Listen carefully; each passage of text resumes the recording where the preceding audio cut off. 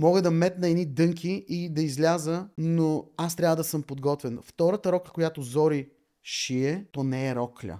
То е част от нещо. Толкова е къса и оскъдна и всичко ще ми бъде навън.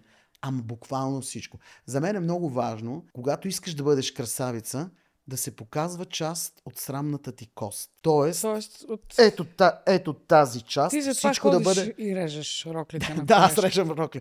Сега вече разбирам Това защо, трябва да бъде отвън. Да. Ако искаш да бъдеш секси, ти тази кост трябва да я покажеш на драгия зрител. И като и казах, че искам роклята ми да бъде до срамната кост да е отвън, Да. т.е. и навътре, където има е, нали, към прорез. онази работа. Да. Да. Не мога да ти опиша физиономията й. Искам хем щастие, че ще го направи и че я сърбат ръцете да ме облече отново в рокля, хем един срам.